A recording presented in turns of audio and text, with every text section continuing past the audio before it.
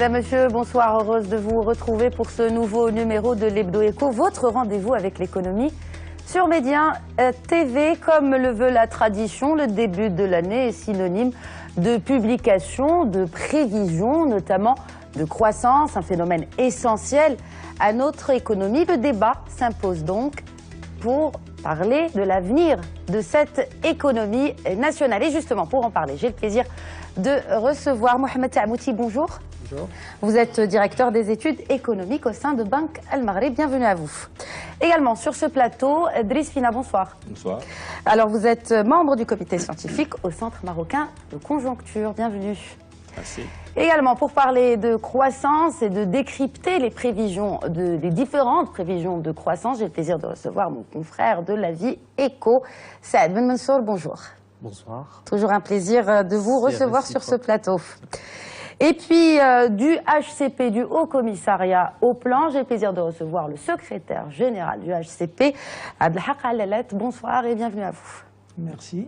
Merci de l'invitation, pour l'invitation. Merci à vous. Alors tout d'abord, on va parler de ce dernier rapport de la Banque mondiale qui prévoit une augmentation de 4% de notre PIB cette année, soit 2,5 points de plus qu'en 2016. Les prévisions de la Banque mondiale se situent bien entre les projections de Banque Al Maghreb et celles du Haut Commissariat au Plan, mais se situe en dessous de celle du gouvernement qui situe la croissance pour 2016 à 4,5%. Alors tout d'abord, avant d'entrer dans le vif du sujet, on aimerait expliquer à nos téléspectateurs comment vos institutions, messieurs, établissent ces chiffres de croissance. Monsieur Taamouti. Merci pour l'invitation. C'est une occasion pour nous de parler un peu de ce qu'on fait et comment on fait un peu les choses. Effectivement, c'est une question importante. Les gens se demandent comment est-ce qu'on fait nos prévisions. J'aimerais d'abord expliquer pourquoi on fait des prévisions. L'une des missions fondamentales de la Banque centrale, c'est la politique monétaire.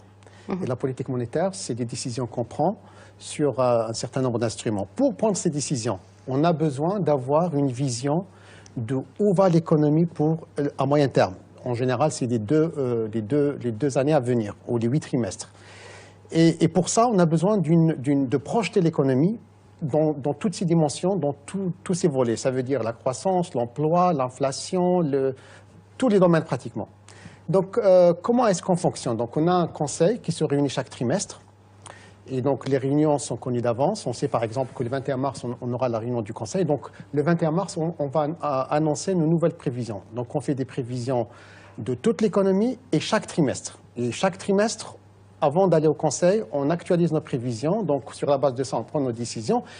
Et dans un souci de transparence vis-à-vis de tout le monde, on publie nos données, on publie nos prévisions et on publie également nos méthodologies. Donc, nos dernières prévisions remonte au 20 décembre, sur lesquels on a donné nos projections pour 2016, pour 2017 et même jusqu'à 2018, aussi bien pour la croissance, pour l'inflation, pour les finances publiques, pour le crédit, pour toutes les variables économiques. Justement, juste pour résumer un peu, vous parliez de cette méthodologie, Monsieur Taamouti, comment prévoyez-vous en tout cas cette évolution de l'économie nationale ? Brièvement et bien sûr pour essayer un peu de vulgariser ce terme de taux de croissance, d'évolution du PIB. Tout à fait. D'abord, vous l'avez bien dit, comment va cette économie? Ça veut dire que ce n'est pas un seul chiffre, l'économie. C'est une histoire qu'on raconte. On ne peut pas donner un chiffre de manière séparée. On donne toute une histoire. Voilà comment on voit l'économie. Donc, si vous avez un peu suivi ce qu'on a publié le 20 décembre après la réunion de notre conseil, et la conférence de presse qui a suivi de notre gouverneur, donc on a donné un peu les projections pour 2016, 2017 et même 2018. Notre lecture de l'économie, c'est que c'est un optimisme prudent. Ça veut dire que nous pensons que 2016 aura peut-être été l'une des années les plus difficiles des dernières années, je dirais même jusqu'à 99, des 17, 18. 16 ans, hein, la plus faible depuis 16 ans. Exactement, donc avec un taux de croissance qui devrait se situer aux alentours de 1,2. Nous allons y revenir. Exactement. Mais on pense que le creux est déjà passé et qu'à l'avenir, et on l'espère bien, c'est que les choses vont aller s'améliorer. Malheureusement, pas un rythme rapide, mais un rythme graduel. Ça en termes de croissance. Mais par contre, tout ce qui est équilibre macroéconomique, nous avons été ces dernières années dans une amélioration assez importante qui devrait se poursuivre au cours des des 2 années à venir. Nous allons à présent parler de ces prévisions un peu moins optimistes du HCP, peut-être pour 2017. D'abord, merci. D'abord, nous, on conduit, c'est-à-dire on élabore les prévisions économiques sur la base d'un ensemble de travaux qu'on réalise au niveau du commissariat au plan. D'abord, on réalise des enquêtes sur la conjoncture auprès des ménages et auprès des entreprises. On réalise des enquêtes infra-annuelles sur l'évolution de la production sectorielle. On réalise des enquêtes mensuelles sur l'évolution des prix à la consommation. On produit des comptes trimestriels au niveau de la comptabilité nationale, donc c'est des données infra-annuelles.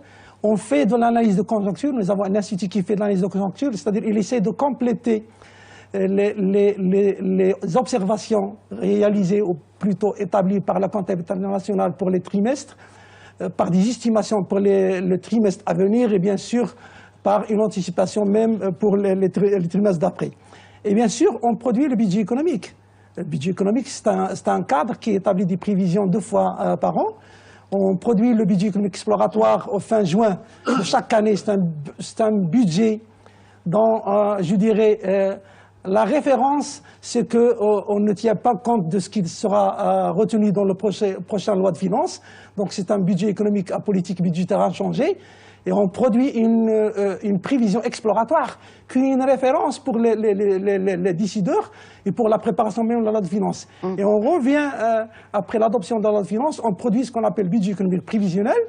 Et il y a une différence entre ce qu'on produit au niveau de la conjoncture avec le budget économique prévisionnel. Le budget prévisionnel, c'est une croissance dans un cadre macroéconomique global et cohérent. Ce n'est pas uniquement selon des indicateurs de conjoncture. Donc il permet d'apprécier la contribution de politique publique dans la création de cette richesse qui est donnée en termes de prévision. Oui, alors je veux toujours comprendre en fait, ces estimations, vous les faites sur quelle base? Est-ce que on se base sur, en l'occurrence, le secteur primaire? Est-ce qu'on se base sur les projections d'investissement? Comment, encore une fois, je repose la question, comment établissons-nous ces prévisions de croissance? On réagit, Sylvina, pour compléter ou bien... Je vous en prie, je vous en prie. D'accord, je m'excuse. Moi, je n'ai pas voulu rentrer dans le détail, donc, parce qu'on est au début. Je crois que lorsqu'on parle de prévision économique, ça veut dire que, comme l'a dit Sitamouti, c'est une prévision d'un ensemble économique. C'est un ensemble d'acteurs économiques, c'est un ensemble de secteurs économiques, c'est un ensemble de comportements. Et donc, pour donner une prévision, il faut un cadre, un instrument technique. Et donc là, je crois que les modèles économiques sont les outils les plus appropriés. Donc chacun des institutions qui font de la prévision, ils font ce qu'on appelle l'assimilation d'impact, ils le font sur la base d'un outil technique, un modèle économique approprié qui reproduit, je dirais, la réalité économique et sociale d'un pays. Et donc chacun d'entre nous, vous allez voir donc qu'il a des outils pour répondre à ces besoins-là. Monsieur Fina. Donc le CMC, le Centre marocain de conjoncture, il fait cet exercice depuis plus de 20 ans. C'est un centre... Est-ce que c'est différent de ce que vous faites? Oui, c'est différent, effectivement.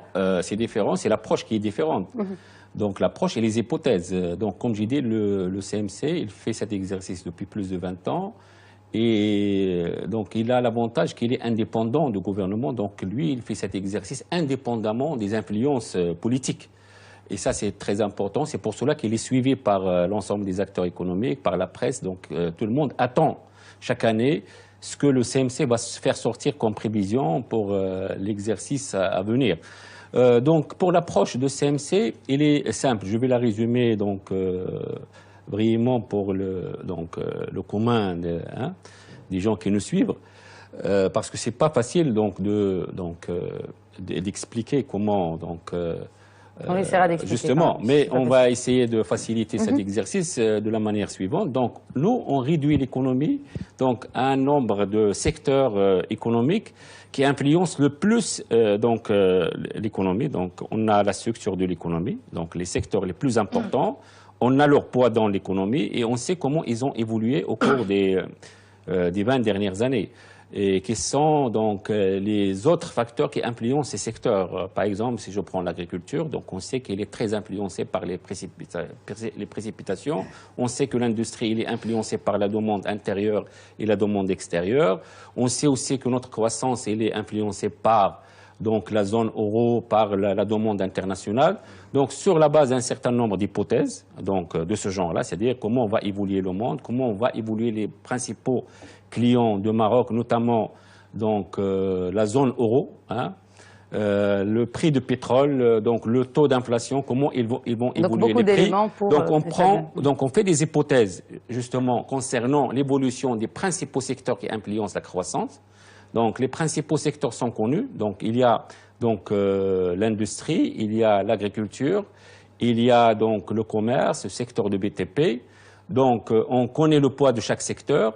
Et sur la base des hypothèses qu'on fait sur les facteurs qui influencent leur croissance, on établit, donc sur la base d'un modèle macroéconomique, on établit un taux de croissance. Pour 2017, on prévoit que le taux de croissance sera de 4,1 contre 1,2 pour 2016, pardon. Et nous pensons que c'est un taux de croissance qui est correct par rapport à ce qui a été prédit par les institutions comme le FMI, comme ce qui a été justement prévu par le ACP, qui reste aussi une grande référence au Maroc, et aussi pour la Banque du Maghreb. D'accord. Écoutez, moi je suis en présence de sommité, d'autorité nationale en matière de statistiques, donc je ne vais pas m'aventurer à dire comment ils font, mais je vais essayer quand même de contribuer. J'imagine que le HCP ou une institution comme Banque du Maghreb, ce sont des institutions qui vont corriger, qui détiennent des séries statistiques de plusieurs décennies. Donc en fait, vu les chiffres, ils détiennent tous les chiffres de l'économie depuis plusieurs décennies. Donc il y a un modèle qui s'est construit. On sait que quand on touche tel facteur, tel paramètre, voilà comment évolue tel facteur. Par exemple, quand on parle de prévisions, il y a des prévisions qui concerne plusieurs agrégats, comme on dit, un agrégat. Le taux de croissance, en fait, c'est le taux de croissance d'une variable qui est le PIB, finalement. Et le PIB, ce n'est que la somme de valeurs ajoutées. Oui. Et les valeurs ajoutées, finalement, pour rester dans du discours et dans du langage facile, la valeur ajoutée, c'est comme si on prend le PIB d'El Maghreb, parce que le PIB, c'est le Maroc est une entreprise qui produit. Elle a une production qui est valorisée à un prix 100, mais elle consomme. Elle consomme une consommation. Et le PIB, c'est cette différence de richesse qu'elle crée. C'est-à-dire c'est cette différence entre la valeur de la production et la valeur de la consommation. Messieurs, je suis désolé, ce n'est pas dans mes... Une brève définition du taux de croissance. Corrigez-moi si c'est trop gros. Très pédagogique. Voilà.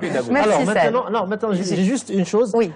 Vous avez parlé de plusieurs prévisions au début, entre les plus pessimistes, Nazir HCP et... moins optimistes, on dirait. Les moins optimistes. Mais il y a aussi le FMI qui a été, il y a quelques semaines, il a été jusqu'à 4,8% à un moment.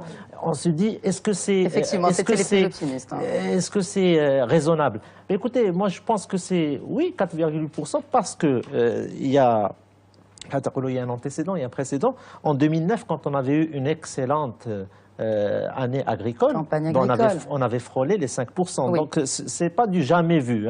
Maintenant, chaque institution, chaque groupement de statisticiens. Alors justement, j'aimerais beaucoup rebondir sur ça parce que vous dites chaque institution, Est-ce qu'il n'y a pas une concertation entre ces différentes institutions pour établir ces prévisions, pour faire ces études? Est-ce qu'il y a un échange de... une coopération. Oui. J'aimerais d'abord revenir à comment on confectionne les prévisions. Ça prend trois choses pour faire des prévisions. Ça prend une connaissance approfondie de l'économie. Cette connaissance, on la concrétise dans un modèle. Ça prend une connaissance des facteurs qui affectent l'économie. Oui. Et dans le cas du Maroc, par exemple, il y a l'environnement international, puisqu'on est une petite économie, donc on subit un peu ce qui se passe à l'extérieur. Pas trop non plus, parce que nous ne faisons pas vraiment partie Quand même, on exporte financièrement, dans la finance, pas financièrement, c'est pour mais ça qu'on a pu économiquement, éviter les effets de la crise de 2008. de la demande internationale. Bien Exactement. On est affecté par nos exportations, par nos importations, par des transferts des RME, par le tourisme. On est quand même affecté. Donc ça prend, comme je dis, une connaissance approfondie qui est concrétisée dans un modèle. Ça prend une connaissance des facteurs exogènes qui affectent l'économie. Et là, vous avez l'environnement international. Vous avez la politique publique, parce qu'on fait tous de la prévision indépendante. Pour nous, on prend la politique, par exemple la politique budgétaire, c'est quelque chose qu'on prend comme qu'on lit dans la loi de finances. Pour le moment, Et ça prend pour le cas du Maroc un facteur exogène qui est important, c'est les conditions climatiques qui affectent l'agriculture. Et là, par exemple, on a des modèles qui permettent de modéliser que va être l'agriculture en fonction de ça. Donc ça prend le modèle, ça prend une connaissance des facteurs et ça prend une connaissance de l'état actuel. Donc je pars de l'état actuel, je pars de mes hypothèses, je mets tout ça dans mon modèle et me dis voilà où est-ce qu'on s'en va. Évidemment, dans ce processus, il y a aussi la connaissance, l'expertise. Qu'est-ce qui est faisable, qu'est-ce qui n'est pas faisable. Donc c'est ça un peu, je pense, c'est un processus commun à toutes les institutions qui font de la prévision. Alors voilà, est-ce qu'il y a un processus commun dans le sens où, est-ce qu'il y a concertation entre ces différentes institutions? Je repose pas peut-être la même question. Non, moi, d'abord, il n'y a pas une concertation. Je dirais qu'il y a une concertation implicite. D'abord, le diagnostic qui se fait sur la base des mêmes données. Parce que le Haut Commissariat au Plan, nous sommes le seul département qui produit, je dirais, les données sur la création de la richesse. Tout ce qui est produit intérieur brut, tout ce qui est consommation, tout ce qui est consommation publique. Et donc, selon le système de comptabilité nationale, c'est le ACP. Bien sûr, il y a tout un ensemble d'informations qui est produit par la Banque centrale.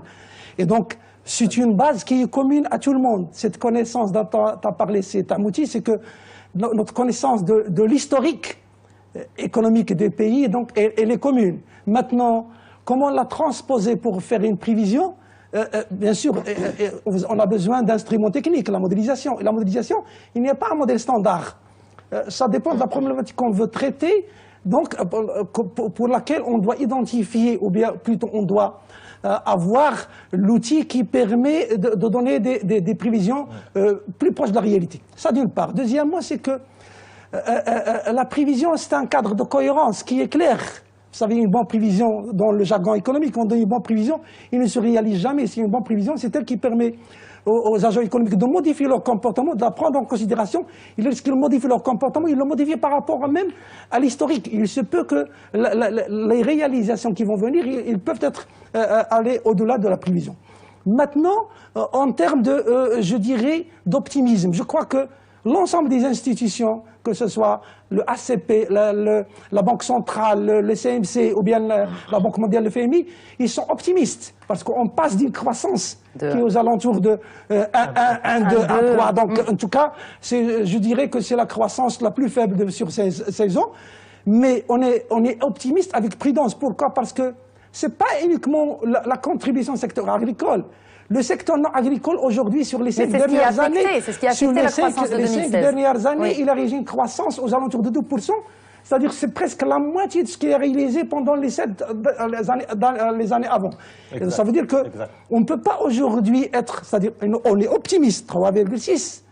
On est optimiste. Ça veut dire qu'on aura une réalisation 3,6. Ça veut dire que le Maroc, il va sortir de 2016 vers une année 2017 qui est en moyenne meilleure. Maintenant, si on a les conditions pluviométriques, parce que nous, on a établi une prévision sur la base du cumul pluviométrique jusqu'au mois de décembre. Oui. Maintenant, je crois que si dans les mois à venir, donc on a une bonne répartition temporelle et spatiale de la pluviométrie, il se peut que la production agricole, il va améliorer la croissance parce qu'il aura des effets sur le commerce, sur les transports et sur les services. Donc je crois qu'on peut débattre de ces questions-là au fur et à mesure qu'on avance dans le débat. Oui. Pour rester dans la concertation, moi je voulais dire, peut-être, oui, ils ne se concertent pas, mais ils sont très complémentaires en tout cas. Ils ne se concertent pas de manière ainsi, mais ils sont très complémentaires dans le sens où j'imagine que le HCP utilise des données de Banque Maghreb, parce que Banque Maghreb est l'autorité monétaire, elle dit le taux directeur, c'est tant. c'est une donnée qui devient une donnée qui est utilisée par les statisticiens. Et Nazdia al-Bank al-Maghreb aussi, quand le HCP sort le vrai chiffre de la croissance, eh bien, ça devient un chiffre établi. Donc là, ils se concertent pas directement, mais ils croisent leurs... Pour un peu continuer sur ça, ça veut dire qu'il y a les données qui existent. Ils sont produites par le HCP, c'est le plus grand producteur. Il y a le ministère des Finances, il y a Banque al-Maghreb, il y a le ministère de l'Agriculture, le ministère de l'Industrie. Tout le monde utilise ces données. Maintenant, quand vous dites est-ce qu'il y a un optimiste, un pessimiste, pourquoi il y a divergence, il y a aussi des données utilisées. Par exemple, la dernière prévision qu'on a, le HCP. Nous, on va sortir le 21 mars. Nous, on utilisera le même ensemble de données, mais actualisées jusqu'à mars. Oui. Et probablement d'ici là... En l'occurrence, la pluviométrie et d'autres... Donc, le timing... D'ailleurs, nous-mêmes, ou bien vous prenez HCP ou nous-mêmes, on donne une prévision aujourd'hui, demain, on va la changer. Parce que les données ont changé, on va actualiser. Ça veut dire qu'on ne diverge pas d'une institution à une autre. Très bien. Chaque institution actualise à chaque fois. Nous, c'est 4 fois par an, le HCP, c'est 2 fois par an, et ainsi de suite. Et il y a aussi, j'imagine, le fait que le HCP, lui, il est confronté avec tout ça, il est confronté à une population qui sont, par exemple, c'est les ménages. Banque al-Maghreb, lui, il est confronté à une catégorie qui sont, par exemple, les banques et les agents économiques et les entreprises. Donc, en fait, chacun, on a les mêmes données, mais eux, ils ont une grille de lecture différente de Banque al-Maghreb. Banque al-Maghreb, il est en face d'établissements financiers, donc il a les anticipations. Les agents disent oui, on va investir, on va pas investir, on va recruter, on va pas recruter. Le HCP, en plus, il est en face de ménage, donc lui aussi, il a la tendance de la consommation intérieure, qui est un élément fondamental dans la croissance. Donc, moi, je me dis, les différences, ça doit être à ces niveaux-là. Je crois qu'il y a deux éléments. Je crois que lorsqu'on apprécie une prévision, il y a divergence lorsque les sens je dirais, du rythme d'accroissement ou bien de baisse de la prévision divergent. Et c'est à ce niveau-là qu'on doit se poser les questions. Par exemple, si le ACP donne 3,6, le CMC donne par exemple moins 1, et la Banque centrale, donc ça veut dire, ça soulève des questions. Maintenant, si on est dans le même sens, c'est une bonne chose. Donc ça veut dire que globalement, on est dans l'optimisme. Donc ça éclaire mieux la politique publique. Et ça, c'est très important. Alors, on va juste parler justement de ce rebond pour 2017 après une année, on peut le dire, catastrophique. Comment, messieurs, peut-on éviter de tomber, permettez-moi le terme, du piège de la pluviométrie pour, justement, en établissant ces prévisions de croissance, comment on peut rattraper le coup? Amortir. Ou amortir. Messieurs, oui. je vous en prie. Je crois que vous soulevez une question qui n'est plus de l'ordre de la prévision à court terme. Il est de l'ordre de la structure économique, donc c'est les moyens et long terme. Oui. Il est différent. D'ailleurs, M. El-Helimi a soulevé ce point lors de son point de presse je crois que, pendant la présentation des prévisions. On a réalisé au courant de l'année 2016 une étude qui est très précieuse. C'est l'étude sur le rendement de l'investissement au Maroc. Cette étude, moi je le dis en tant qu'économiste, c'est pas uniquement le HCP en tant qu'économiste, on a travaillé beaucoup dans le domaine de l'analyse économique, il est très pertinent parce qu'il éclaire davantage sur le processus de l'accumulation de l'investissement au Maroc et ses rendements, ses effets sur la création de la richesse. Et il est démontré que dans cette étude-là, que le Maroc, il a accumulé de l'investissement, mais lorsqu'on fait le benchmark, il reste. Donc il y a encore un effort à consentir pour s'inscrire dans le rythme qu'ont connu certains pays comme la Malaisie, la Turquie. Et donc ça veut dire qu'on doit intensifier davantage parce qu'aujourd'hui au Maroc, lorsqu'on a approfondi un peu notre étude au niveau sectoriel, on a constaté que l'effort qu'a fait le Maroc durant les 15 dernières années, c'est dans les services. Et donc le secteur de l'agriculture, le secteur de l'industrie, que heureusement aujourd'hui ils connaissent des programmes de développement qui vont donner leurs fruits. Et donc au début des années 2000, donc, il y avait un taux d'investissement qui était faible. Et donc aujourd'hui, si on veut tirer la croissance économique vers son potentiel, il faut qu'on améliore l'investissement dans l'agriculture, il faut qu'on améliore sa productivité, et la même chose dans l'industrie. Il faut que les secteurs classiques de l'industrie, tels que l'agroalimentaire, le textile, accompagnent la performance qu'on connaît aujourd'hui, le secteur de l'automobile et le nouveau métier. La même chose dans les services. Donc ça veut dire que Nous avons un potentiel qu'il faut le valoriser, mais il faut le valoriser avec un cadre, je dirais, avec un cadre de bonne gestion. Donc, notre étude, elle est démontrée clairement que il y avait une étude qu'on a réalisée en 2005, c'est un outil qui faisait partie à ce moment-là de notre équipe, qu'on a conduit l'étude, et on a refait l'étude, mais de manière plus élargie, et on a constaté qu'aujourd'hui, avec je dirais, si on essaie de créer un cadre favorable à l'optimisation de l'utilisation de facteurs de production tels que le travail capital, on peut réaliser des gains de croissance énormes et on peut aller au-delà de 6%. Donc je crois que c'est possible, mais donc il faut un travail qui s'inscrit dans le moyen long terme. Monsieur Fina, juste avant la pause, vous vouliez rebondir sur... Oui, justement, les chiffres montrent que la croissance au Maroc, il tend vers la baisse sur le long terme. Si on prend la période 2011, la moyenne a été de 4,7. De 2012 à 2016, donc nous avons aujourd'hui presque donc, le taux de croissance qui a été publié par le ACP.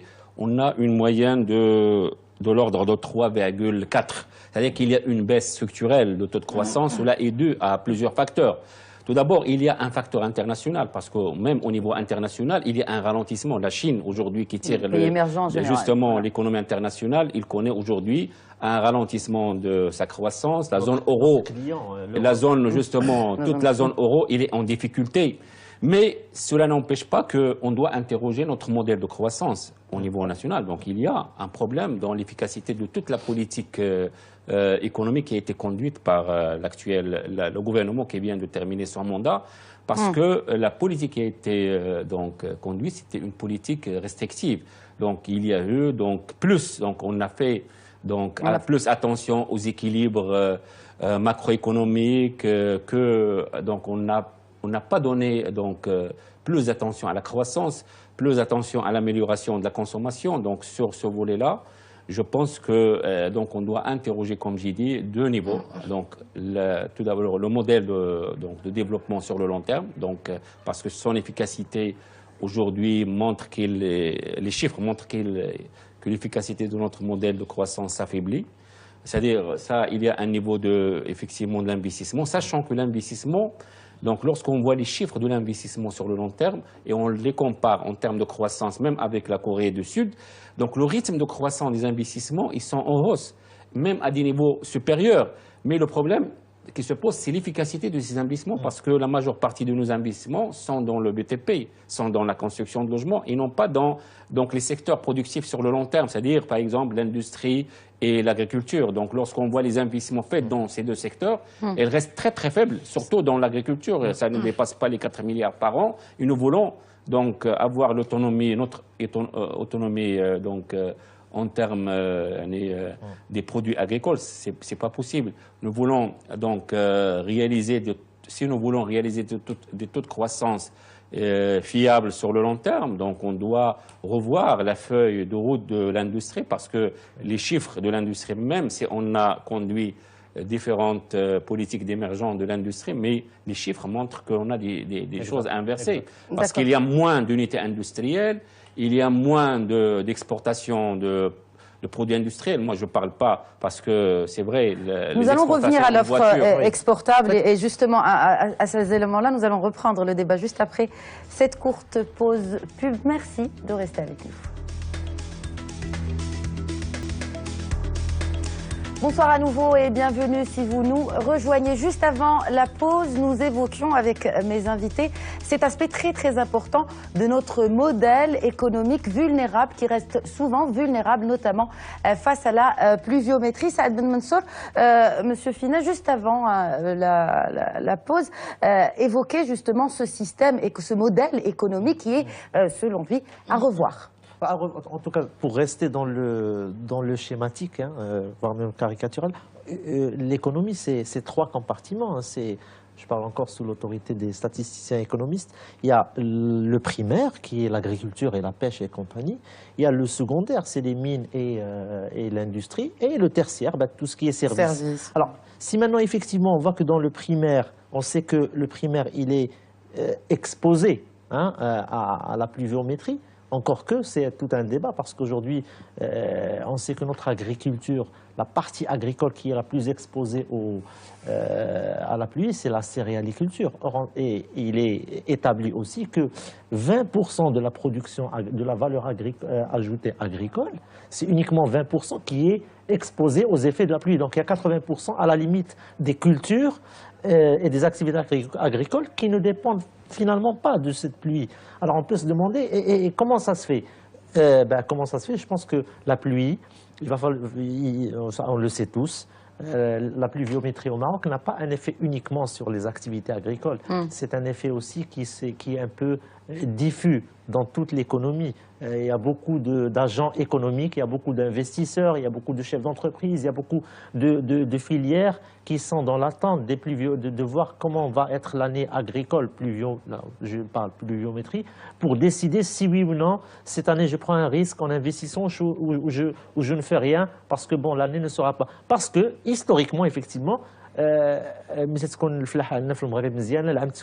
récolte mziana, quand l'agriculture va, tout va. D'accord. Et donc, si l'agriculture maintenant, elle est, je dirais, sa valeur ajoutée est en retrait, il faut faire en sorte que les autres compartiments qui sont l'industrie et les services puissent prendre le relais, comme on dit. Or, depuis des années, et je reprends la lettre, le PIB non agricole.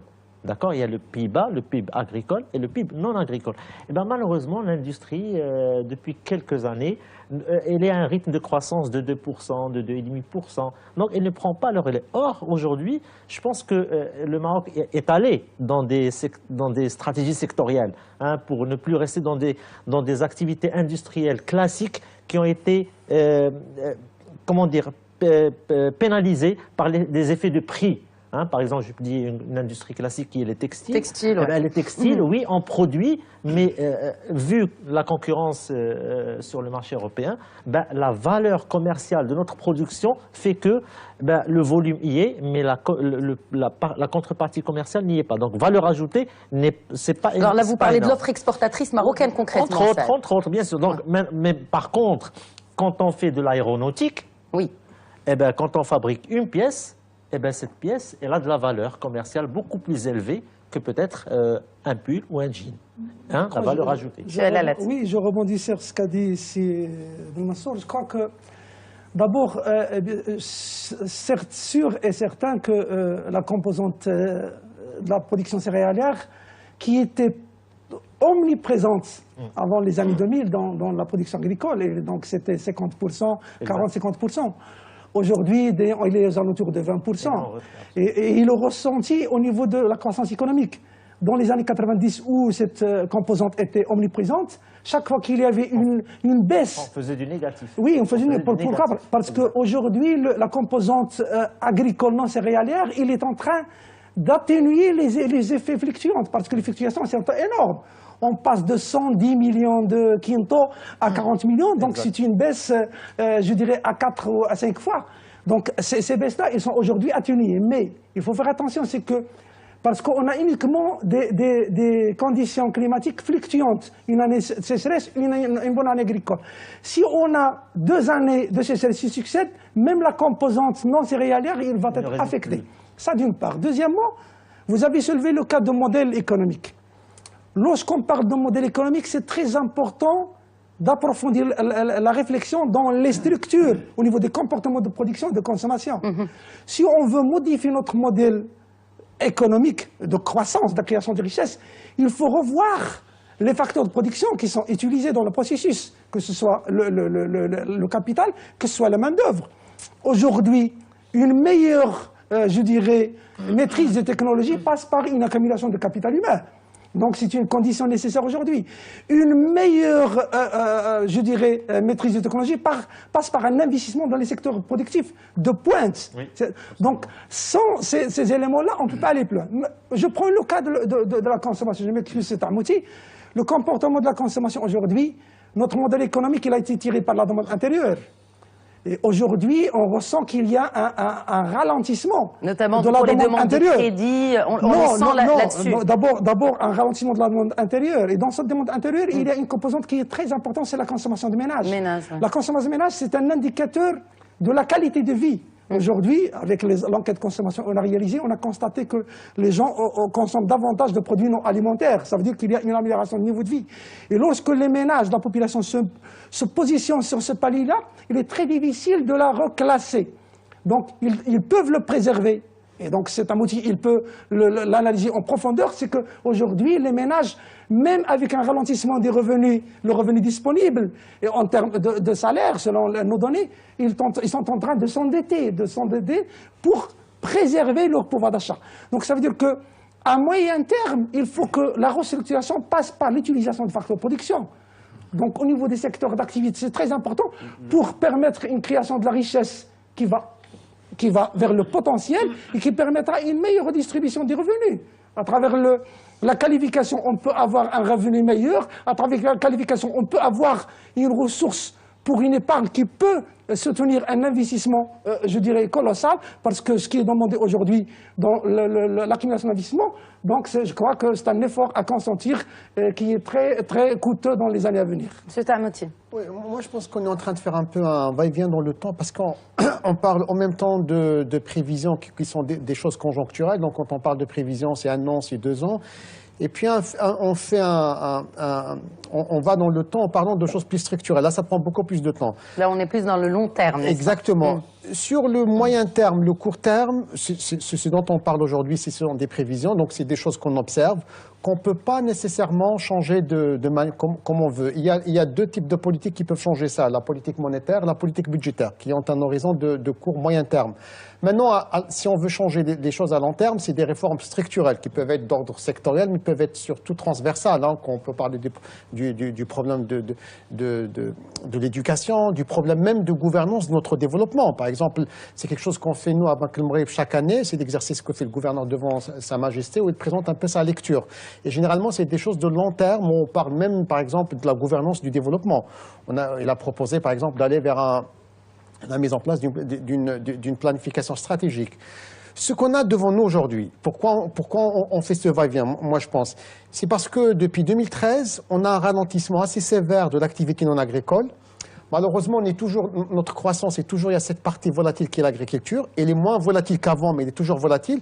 Mais ce qu'on regarde surtout, c'est cette partie non agricole. Et avant 2012, même en 2012, on était à des niveaux assez importants. Hein. La valeur ajoutée aussi, si vous prenez les années, par exemple, de 2000 à 2012, on est autour de 5%. Depuis 2013, on est à 2%. Qu'est-ce qui s'est passé? Chaque fois, on disait, non, c'est cette année seulement. En 2013, on ne prévoyait pas aller aussi loin que ça. Et à chaque fois, on dit, non, c'est cette année, l'année prochaine, ça va aller mieux, etc. Maintenant, 2013, 2014, et même jusqu'à aujourd'hui, on sent que ça persiste. Et on se dit que peut-être quelque chose de plus structurel qui était en train d'arriver et qu'on croyait au départ que c'était conjoncturel. Et donc, c'est naturel qu'on se pose ces questions. Probablement que ça prend des choses assez structurelles. Parce que même maintenant, on est optimiste. Mais si on regarde la valeur ajoutée non agricole, c'est une reprise graduelle qui se dessine. Ce n'est pas un rebond vers les niveaux qu'on avait avant.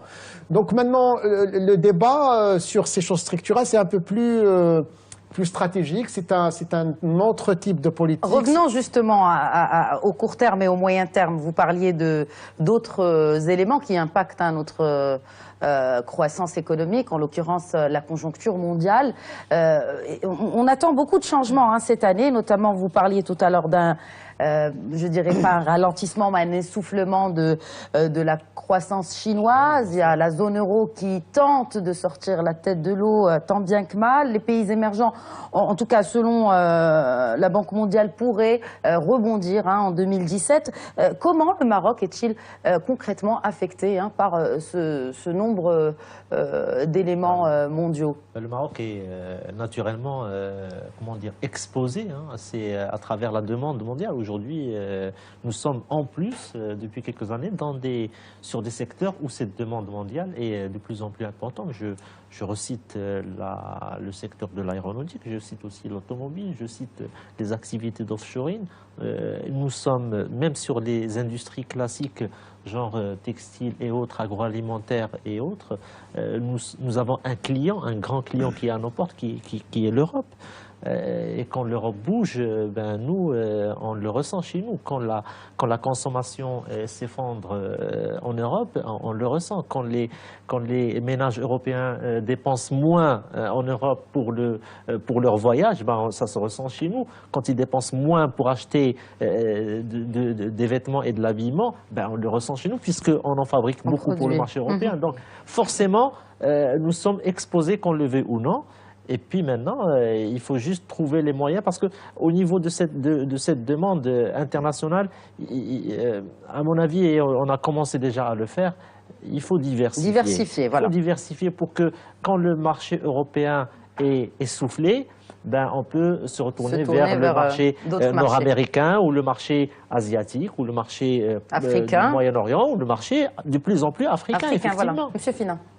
Effectivement, l'économie marocaine, il est très ouvert depuis longtemps sur l'international. Il a commencé à être impacté directement par cette économie internationale, surtout et particulièrement au niveau de la zone euro, qui est le principal client, soit en termes d'échange, soit en termes même d'investissement. Donc l'année dernière, par exemple, si on prend les IDE, c'est-à-dire les investissements directs étrangers vers le Maroc, ils ont connu une baisse importante après des années de hausse successive. Et ça, c'est une baisse ou un tassement? Non, c'est une baisse. Une baisse, je pense, de 17%, qui est très importante. Alors une baisse par rapport à un niveau très élevé. C'est ça. Est-ce qu'on a eu un boom peut-être, et là on revient à un rythme, à un niveau... Mais on s'attendait à avoir plus d'investissements directs étrangers, étant donné les réformes qui ont été faites par le Maroc, et aussi étant donné les activités de communication que le Maroc fait envers les partenaires étrangers pour attirer, parce que le Maroc compte beaucoup sur les investissements étrangers pour dynamiser son secteur industriel surtout. Ça d'une part. Aussi en termes le prix du pétrole, donc ça c'est un facteur très important qui nous influence. Nous savons que même si l'année 2016 a connu le prix le plus bas de prix de pétrole, mais nous pensons que 2017 va connaître donc une hausse relativement significative de prix de pétrole, ce qui va certainement influencer donc nos importations en produits pétroliers. Il y a un autre facteur, où justement, si je reviens au phosphate, l'année dernière, il a eu une baisse importante de prix de phosphate qui va certainement affecter donc nos entrées en devises, notre balance commerciale, et aussi, sachant que la réserve en devises, et ça reste énigmatique, donc il connaît son niveau le plus haut. Oui, justement, il est à 251 milliards de dirhams, ce qui est très important. Alors que de l'autre côté, notre donc balance de paiement, il est déficitaire la balance commerciale. La balance de paiement. Je pense à novembre ou à septembre 2016 de 17 milliards de dirhams. Donc c'est un retour en arrière, sachant que la situation s'est améliorée jusqu'à juin 2016. Il y a donc de l'autre côté, il y a des facteurs qui restent importants, notamment les rentrées des Marocains qui résident à l'étranger. Donc ils résistent encore, sachant que leur majorité se trouve dans une zone difficile, qui est la zone. La majeure partie des Marocains se trouve en Europe, justement. Il y a les rentrées touristiques qui résistent aussi, donc les rentrées de 2016 étaient donc importantes. Il y a donc, comme j'ai dit, il y a des facteurs favorables, il y a des facteurs défavorables. Il y a la compétitivité du Maroc vis-à-vis de l'étranger, parce que le Maroc, l'année dernière, il a exporté moins par rapport au rythme des années précédentes. C'était le taux de croissance le plus faible par rapport aux 7 dernières années. Et ça montre tout d'abord la compétitivité de l'entreprise marocaine vis-à-vis de l'étranger et la demande d'étrangers qui commence à devenir de plus en plus faible. Et tout ça, ça va impacter l'année de 2017 et les années à venir. Alors, on parle que de risques et de négatifs. Est-ce qu'on peut ne pas parler d'opportunités, peut-être, qui nous viennent de l'étranger, de l'international, pour rester positif, optimiste, hein, oui, je crois que, Monsieur El-Alat. Oui, pardon, c'est un c'est-à-dire qu'il y a des opportunités aussi. D'abord, la lecture par rapport, c'est-à-dire que la demande mondiale adressée au Maroc, il a connu un ralentissement très fort ces dernières années. Mais si on la compare au rythme d'exportation, d'accroissement d'exportation, je crois qu'on était aux alentours de 4,5 jusqu'à 5% au moyen annuel sur les 6 dernières années. Ça veut dire qu'on a pu avoir des parts de marché meilleures grâce à la diversification de produits géographiques. C'est très important. Et grâce, bien sûr, à l'apport des nouveaux métiers au niveau industriel.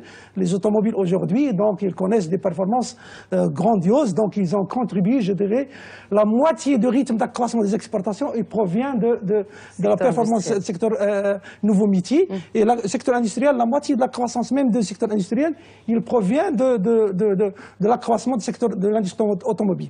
Mais ce qu'il faut retenir, c'est que avec la libéralisation ou l'ouverture de notre économie, on a exposé notre tissu productif national à une concurrence dont on n'avait pas encore on n'était pas encore préparé. Et on a constaté que c'est l'essor qu'a connu la demande intérieure, notamment la consommation des ménages et l'investissement, il a été satisfait en grande partie par l'importation. La formation brute de capital physique, par exemple, où les importations représentaient 26% en 2010, aujourd'hui, ils représentent 40% en 2016. C'est-à-dire 40% de cette demande intérieure, il est satisfaite par une importation. On ne produit pas ce qu'on consomme finalement. Nous ne produisons pas ce que nous consommons. Si on le dit comme ça veut dire que c'est mécanique. Bien sûr, dans tous les pays au monde, lorsque tu commences à s'inscrire dans un processus de développement, bien sûr, vous avez besoin d'importation de biens d'équipement qui ne sont pas présents ici. Donc, si on veut restructurer l'économie, on a besoin de biens d'équipement. Et donc, c'est sûr qu'à un certain moment, notre balance commerciale, elle peut être déficitaire, comme aujourd'hui. Pourtant, la facture énergétique a baissé dans le sillage de la chute du Si la facture énergétique, par exemple, en 2016, la facture pétrolière, elle a baissé, mais l'effet des mauvaises conditions climatiques, il a impacté négativement l'importation de produits alimentaires, et notamment le blé. Donc, il a augmenté énormément en 2016. Ça veut dire qu'aujourd'hui, structurellement, c'est-à-dire qu'on peut gagner davantage, c'est-à-dire on doit consolider le rythme, on doit être positif, le rythme d'accroissement des exportations, parce que notre partenaire qui est l'Union européenne, qui a un peu peiné ces dernières années d'avoir la croissance potentielle de 2,5, il est aujourd'hui à 1,6. Mais nous, on gagne à travers les parts de marché, donc à consolider un rythme d'exportation. Il faut qu'on restructure le tissu productif pour qu'il arrive à avoir des parts de marché dans la demande domestique. C'est très important. Moi, j'aimerais d'abord récapituler un petit peu sur l'impact de l'environnement international. Effectivement, on n'est pas trop intégré financièrement, mais économiquement, on dépend de l'international. On dépend à travers nos exportations, on dépend à travers des transferts des MRE, on dépend à travers le tourisme, et on dépend à travers les IDE, les investissements directs étrangers, et également à travers les prix des matières premières. Et je suis tout à fait d'accord avec vous que l'environnement international ces dernières années, il y avait des choses défavorables, mais il y avait des opportunités aussi. Vous avez parlé du prix du pétrole. Contre le pétrole, les baisses qu'on a vues, et d'ailleurs sur le pétrole, si on regarde les projections, ça devrait durer. Ça veut dire qu'il y a une reprise, mais même jusqu'à 2018... On n'ira pas à $100 le baril. Hein. On n'ira pas à $100. Même en 2018, on sera toujours en deçà de $60, moins qu'il y ait d'un changement important. Les dons, par exemple, qu'on a reçus de nos partenaires du CCG, cette année, on en a reçu 7,2 milliards, c'est une opportunité. Je regarde les transferts des MRE. On dépend de l'étranger parce que quand le taux de chômage est élevé dans les zones d'accueil des Marocains résidant à l'étranger, on s'attend à ce qu'on reçoit moins. On a reçu un petit peu moins ces dernières années, mais il y a quand même de la résilience. Le tourisme, on a des recettes un peu positives. Là, peut-être, c'est un peu, on comprend pas très bien parce que les arrivées sont en baisse. Donc, il y a des choses positives, il y a des choses négatives. Maintenant, si je reviens à la question de tout à l'heure, le point de cette finance sur les réserves, c'est pas du tout énigmatique. Vous avez un solde commercial, vous avez des transferts des RME, des Marocains résidant à l'étranger, vous avez des recettes touristiques, chacune fait plus de 60 milliards. Vous rajoutez les IDE, cette année on a reçu presque 33 milliards en 2016, ben c'est pour cela que vous avez des réserves qui augmentent, qui vont continuer à augmenter, à se renforcer. On a fini l'année à presque 7 mois d'importation et ça devrait s'améliorer davantage. Alors, Monsieur Tamouti, je veux juste revenir justement sur ces effets. Je voudrais parler maintenant du régime de change flexible. Est-ce qu'il aurait des effets sur la croissance cette année? Non, c'est pas... On parlait d'export, d'import... Oui, d'abord, la flexibilisation, je ne crois pas que c'est un sujet qui devrait être abordé. Effectivement, c'est une grande réforme majeure à laquelle on se prépare. Oui. Ah, notre gouverneur l'a dit dans la conférence de presse, c'est à partir du 12e semestre, mais surtout, ça sera graduel. N'attendez pas un bouleversement pour dire qu'il y a un impact énorme. Non, non, ça sera quelque chose qui sera graduel. Jamais une étape ne sera franchie sans que les prérequis soient consolidés, soient assurés, et avec un accompagnement des opérateurs. Donc parler d'impact sur la croissance tout de suite, je pense que c'est prématuré. Prématuré, très bien. Un dernier mot, Saad Benmoussol, parce qu'il nous reste très peu de temps, et comme ça on clôt le débat. Deux petites choses pour revenir. Je ne vais pas rater l'occasion d'être en face de statisticiens. Pour poser une question, je vais me mettre dans la peau de... Dans la peau de journaliste que vous êtes. On parle de prévisions, on parle de beaucoup de prévisions de croissance, mais à aucun moment, et je n'ai jamais vu ça, on ne parle d'emploi. L'emploi, on en parle après coup, c'est-à-dire on dit... bon, voilà, cette année, on a créé tant d'emplois. Mais la prévision, c'est-à-dire, comment est-ce que vous, au HCP, et vous, à Banque Maghreb, parce que je parle d'emploi parce que sur les 5 dernières années, malheureusement, à OLN, on a été très mauvais sur la création d'emplois.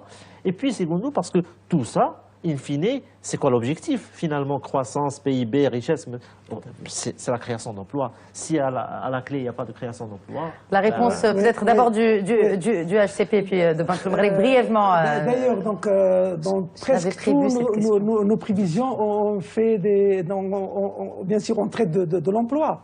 Donc ça, c'est... Et au-delà de la prévision, donc plusieurs travaux donc, au niveau au commissariat au plan traitent de l'emploi. On a traité de la croissance et emploi, on a traité de contenu de la création de la richesse sectorielle en termes de création d'emplois. Est-ce qu'on peut faire de la prévision de création d'emplois? Oui, on peut faire de la prévision, oui. Donc tout à l'heure, on a parlé un peu de la modélisation économique, et donc c'est un des instruments qui permet un peu d'approcher la capacité d'un secteur pour produire de l'emploi et même la nature de l'emploi créé. On sait très bien aujourd'hui que le secteur productif, ils peuvent créer d'emplois de meilleure qualification, alors que le secteur BTP, par exemple, ou bien l'agriculture, aujourd'hui, si on ne le structure pas, donc on va continuer dans le sous-emploi et le travail faiblement qualifié. Monsieur Talmouti, brièvement. C'est parce que je voulais justement soulever ce point. Effectivement, si on fait une lecture un peu sur les 5 dernières années, les choses s'améliorent sur le plan des équilibres macroéconomiques, mais les deux choses les plus importantes, c'est la création de richesses qui est la croissance, et c'est l'emploi. C'est là le caractère inclusif de la croissance. Parce qu'au final, c'est ça ce qu'on cherche. La reprise sera-t-elle bénéficiaire pour contrer le chômage? Le bas blesse sur la question de l'emploi. On a eu une inversion de tendance qu'on observait depuis 1999. Depuis 2012-2013, on a une tendance à la hausse du chômage. Plus grave que ça, parce que la lecture du chômage au Maroc est un peu compliquée. Hein. Il y a le rural, il y a l'urbain, mais surtout il y a la mobilité et surtout, il y a une baisse du taux de participation. Ça veut dire que quand les conditions sur le marché ne sont pas très favorables, les gens se retirent. Ce qui rend un peu l'exercice de prévision difficile. Par exemple, au Maroc, on ne comprend pas pourquoi le taux d'activité, de participation baisse pour une catégorie d'âge, les 35-44 ans. Je peux comprendre pour les jeunes, pour les femmes qui sont scolarisées, etc. Mais même pour la catégorie d'âge 35-44 ans, se retirer du marché du travail, ça n'a aucun sens. C'est ça ce qui fait un petit peu que ça reste un exercice difficile. Mais on fait quand même de la prévision de l'emploi. On va vraiment finir sur un dernier mot de M. Fina et on clôt le débat. Je suis vraiment navré, on a plus de temps. La note qu'il a diffusée, la dernière note qu'il a diffusée sur les perspectives de croissance en 2017, il a dit que la situation du marché du travail restera stable. Il a même prédit que le taux, donc il a dit que la situation, c'est-à-dire que le taux de chômage restera le même en 2017.